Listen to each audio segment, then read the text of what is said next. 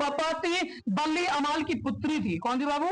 जो पपाती थी वो बल्ली अमाल की पुत्री थी और वह गांव के प्राइमरी हेल्थ सेंटर के डॉक्टर के कथनानुसार मदुरै शहर के बड़े अस्पताल में चिकित्सा के लिए लाई गई थी।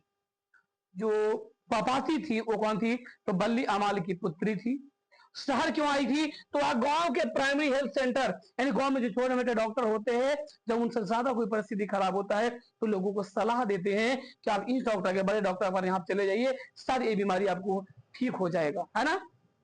तो उनके कथनानुसार, किनके कथनानुसार? तो जो health centre, primary health centre के जो डॉक्टर होते हैं उनके कथनानुसार मदुरै शहर के एक बड़े अस्पताल में चिकित्सा के लिए, उन्हें इलाज के लिए लाया गया था। किसको बाबू? तो पपाती को।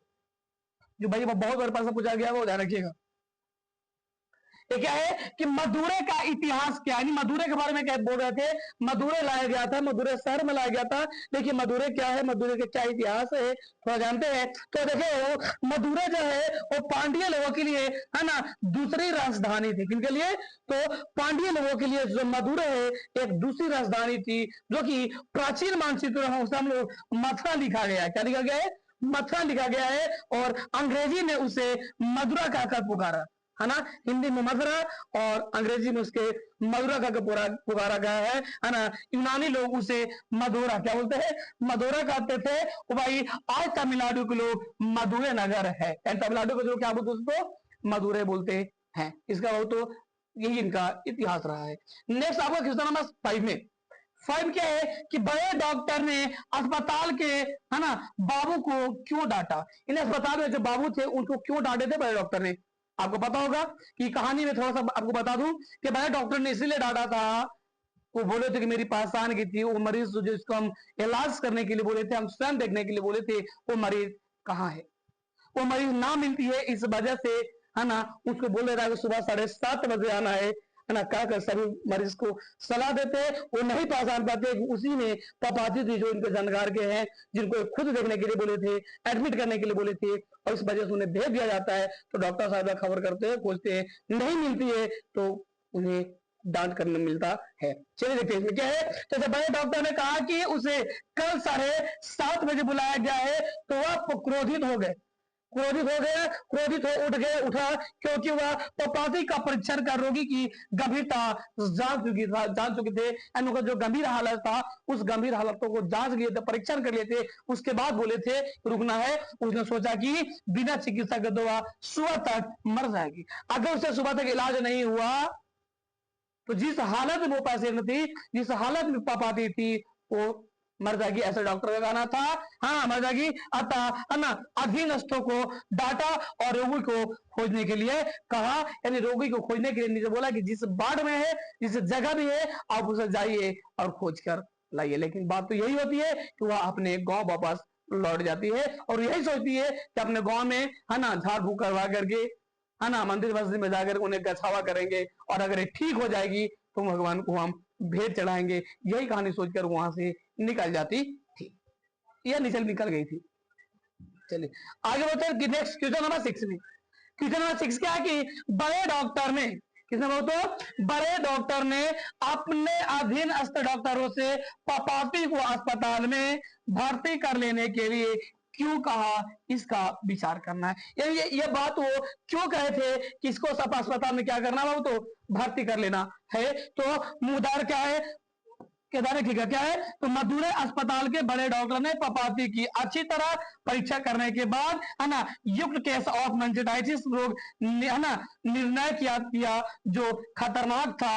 अतः उसने अपने अधीनस्थ, उनके अधीन में जितने सारे भी डॉक्टर थे, उन्हें डॉक्टर धनशेखर को तुरंत एडमिट करने का कहा। किसको? डॉक्टर धनशेखर को एडमिट करने के लिए तुरंत उनको कहा गया कि आप इन्हें एडमिट करिए, क्योंकि इनकी हालत बड़ा गंभीर है। कौन सा रोग था बाबू? तो ध्यान क्या 12 बोले कौन सा रोग था आपको, है ना, बाद में, है ना, एक्यूट केस ऑफ मेनिंजाइटिस।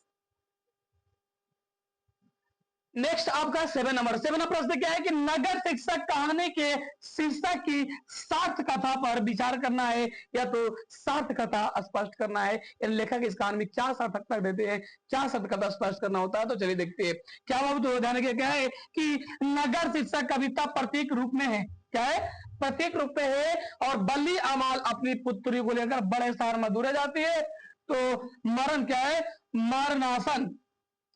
क्या है? मरणासन है। नगर के लोग है ना रुखे व्यवहार के हैं। नगर के लोग ऐसा होता है बिल्कुल रुखे व्यवहार के होते हैं, उसे एक स्थान पर बड़ा सॉरी खड़ा होकर रोने भी नहीं देती। यानी जब अस्पताल में उनके बल्ली अमाल की मां जो रो रही थी, बल्ली अमाल रो रही थी साइड में, तो उन्हें सीधा बोला गया यहाँ से उठकर साइड में जाकर के रोइए। कि उनको चुप करने की आदत नहीं।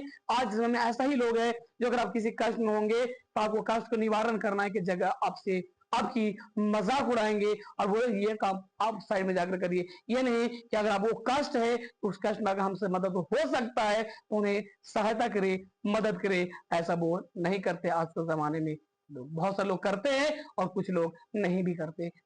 तो वही हुआ था, उन्हें रोने भी नहीं देते और गांव में एक दूसरे का ख्याल रखते हैं। अतः अव्यवहारिक जीवन शैली का प्रतीक नगर से साक्षरता है। अव्यवहारिक बिल्कुल व्यवहारिक ढंग से ये बिल्कुल नहीं करते। ये इसमें इनके साक्षरता के बारे में बताया गया है। नेक्स्ट आपका पूरा कंप्लीट। यानी इसमें टोटल अगर बात करेंगे तो 7 प्रश्न था। कितना था इसमें टोटल? 7 प्रश्न था। जो आपके इसमें जो सारा के सारा प्रश्न आपके इसमें वो बिल्कुल VVI है। आप इसे बारीकी से लिख सकते हैं, देख सकते हैं। मैं पारा पर आपको बारीकी से फिर से आपको दिखा दूं। जिन लोग नहीं लिखे होंगे, जिनको लिखना होगा, स्क्रीनशॉट करना होगा, बिल्कुल आप इसे तरीके से बारी बारी ले सकते हैं ताकि आपको याद करने में, लिखने में आसान हो और आपको किसी तरह का परेशानी का सामना ना करना पड़े। चलिए 5 6 ये रहा आपका पूरा 7। तो चलिए कंप्लीट होता है। थैंक यू आप सभी को इतना सारा प्यार देने के लिए। तो फिर से मिलेंगे बाबू अगले वीडियो में। जब तक कि आप इसे पढ़िए, देखिए और अपनी नॉलेज को इंक्रीज करिए। जय हिंद।